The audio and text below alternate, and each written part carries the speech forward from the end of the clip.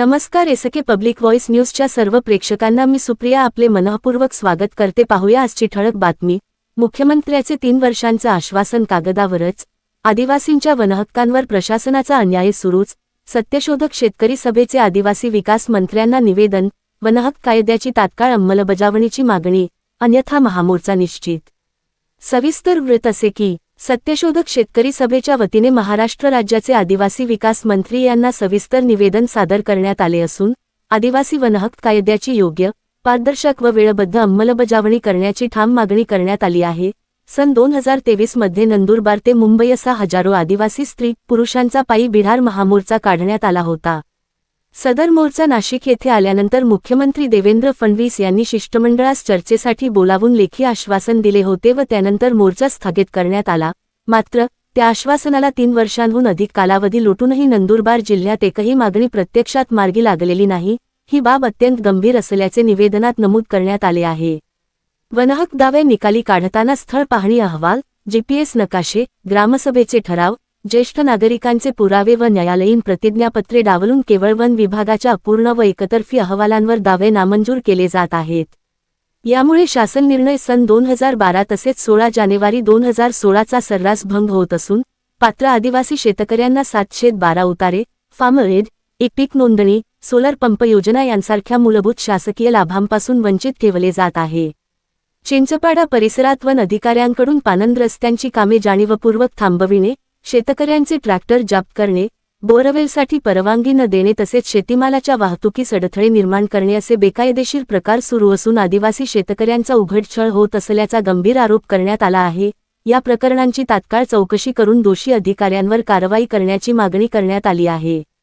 नंदुरबार जिल्ह्यात मंजूर असलेले सामूहिक वनहक्क, वैयक्तिक वनहक्क मंजूर असलेल्या जमिनींवर देण्यात आले आहेत। हे सामूहिक हक्क तत्काळ रद्द करून नव्याने नियमानुसार प्रस्ताव मंजूर करण्यात यावेत, अशी स्पष्ट मागणीही निवेदनात समाविष्ट करण्यात आली आहे। तसेच नवापूर तालुक्यातील MIDC प्रकल्पांमध्ये स्थानिक आदिवासी तरुणांना डावलून बाहेरील लोकांना रोजगार दिला जात असल्याचा आरोप करत स्थानिक तरुणांसाठी कौशल्य विकास व प्रशिक्षण कार्यशाळा तात्काळ सुरू करण्याची मागणी करण्यात आली आहे। पेसा क्षेत्रात ग्रामसभेच्या संमतीशिवाय खासगी कंपन्यांकडून सुरू असलेले माती उत्खनन व सर्वेक्षण तत्काळ थांबवून संबंधित कंपन्यांवर कठोर कारवाई करावी, अशीही मागणी करण्यात आली आहे। शासनाने तातडीने सकारात्मक निर्णय न घेतल्यास आदिवासी समाजाला न्याय मिळवून देण्यासाठी पुन्हा एकदा नंदुरबार ते मुंबई पायी बिहार महामोर्चा काढण्याचा इशारा सत्यशोधक शेतकरी सभेने दिला आहे। या निवेदनावर कॉम्रेड आर.टी. गावित, रणजित गावित, शीतल गावित, देवा गावित, विक्रम गावित, राजेश गावित, बोबजी गावित, सईद कुरेशी, बाबूराव ठाकरे, काशीनाथ कोकणी यांच्यासह अनेक कार्यकर्त्यांच्या सह्या आहेत। एसके पब्लिक व्हॉइस न्यूजसाठी नंदुरबार जिल्हा प्रतिनिधी सुनील वळवी यांचा स्पेशल ग्राउंड रिपोर्ट।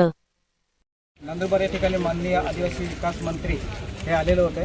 त्यांना सत्यशोधक शेतकरी सभेच्या वतीने निवेदन देण्यात आलं। निवेदन यासाठी देण्यात आलं की ज्या वनपट्टा धारक शेतकऱ्यांना वनपट्टा वाटप करण्यात आलेलं होतं ते वनपट्टा 2010 मध्येच त्या लाभार्थ्यांना मिळाला पाहिजे होतं, पण इथं जी प्रोसेस आहे ती एकदम अत्यंत संत गतीने सुरू आहे। तेच साहेबांना निर्देशनात आणून देण्यासाठी आम्ही निवेदन दिलं की गेल्या 40 ते 45 वर्षापासून आदिवासी पिढ्या वन जमीन कसतोय, त्या जमिनीचा सातबारा अजूनही देण्यात आलेला नाही।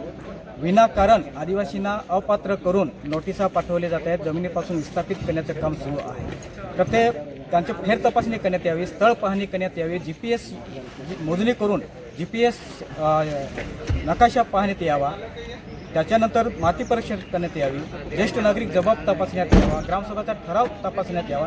ते न करता वन खात्याच्या इशाऱ्यावर आदिवासींना अपात्र केले जात आहे आणि जमिनीपासून विस्थापित करण्याचं काम सुरू आहे। हे माननीय देवेंद्र फडणवीस साहेबांनी 2023 मध्ये सत्यशोधक शेतकरी सभेच्या पायी बिहार महामोर्चाला लेखी दिलेलं होतं की सदर मागण्यांची अंमलबजावणी करण्यात यावी, परंतु 3 वर्ष होऊन सुद्धा इथे नंदुरबार प्रशासनाने त्याची अंमलबजावणी केलेली नाही। ती आठवण करून देण्यासाठी आलेलं होतं। दुसरं, या नंदुरबार जिल्ह्यामध्ये सामूहिक हक्क मंजूर झालेले आहेत। ते सामूहिक हक्कांबाबत आम्ही जेव्हापासून ते सामूहिक मंजूर केले तेव्हापासून इथल्या प्रशासनाला आठवण करून देत आहे की हे चुकीचे आहे। ज्या आदिवासी वनहक्क कायद्याअंतर्गत वनपट्टा मिळालेला आहे शेतकऱ्यांना, तीच जमीन सामूहिक म्हणून मंजूर केलेली आहे, सामूहिक हक्क म्हणून मंजूर केलेला आहे। आता कुंकण गावामध्ये बोर्ड लागलेला आहे, वन खात्याने बोर्ड लावलेला आहे आणि त्याच्या चतुर्सीमा दिलेल्या आहे, त्या चारी बाजूच्या दिलेल्या आहेत आणि 200 हेक्टर दाखवलेलं आहे क्षेत्र, पण तिथे 200 हेक्टर आहेच नाही. तिथं 100पेक्षा जास्त आदिवासी वन हक्क आदिवासी वन हक्क दावेदारांना पट्टा मिळालेला आहे आणि तिथं 30 हेक्टरसुद्धा खाली नाही जमीन आणि तिथं 200 हेक्टर जमीन सामूहिकसाठी दिलेलं आहे. म्हणजे एका बाजूने आदिवासींना म्हणायचं आम्ही तुम्हाला वन पट्टा देतोय आणि एका बाजूला सामूहिकच्या नावाने आदिवासींमध्ये भांडे निर्माण करायचे, गावागावामध्ये तेढ निर्माण करण्याचं काम इथलं प्रशासन करत आहे. ते आम्ही माननीय महोदयांना निर्देशनात आणून दिलं. त्याच्यानंतर वनपट्टाधारक शेतकरी आहेत, त्या शेतकऱ्यांना शासकीय योजना देण्यासाठी आता 2025 मध्ये सुद्धा GR आलेला आहे. अनेक GR निघालेले आहेत, परंतु त्या GRची इथे अंमलबजावणी होत नाही.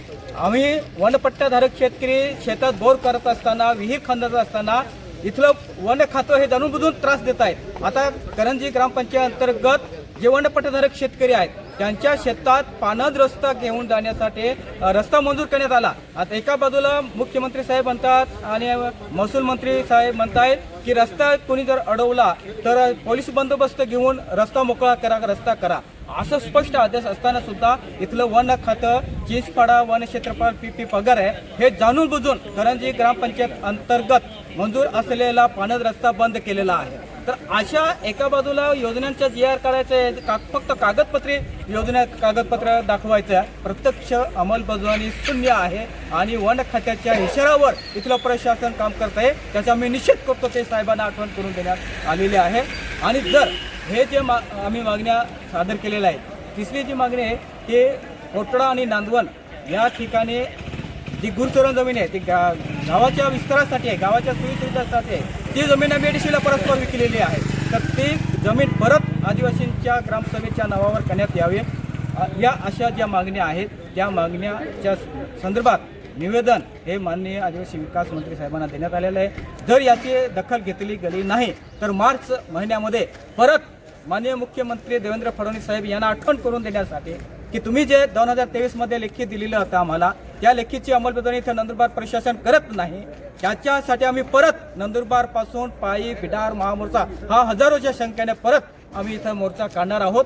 जर तो मोर्चा काढायचं नसेल तर इथल्या प्रशासनाने या मागण्यांकडे लक्ष देऊन खरा आदिवासी वन हक्क कायद्याची अंमलबजावणी करून आदिवासींना न्याय द्यावा, हेच माननीय आपलं आदिवासी विकास मंत्री साहेबांना निवेदनाद्वारे आम्ही मागणी केलेली आहे की या मागण्यांचं अंमलबजावणी इथलं प्रशासन करावं.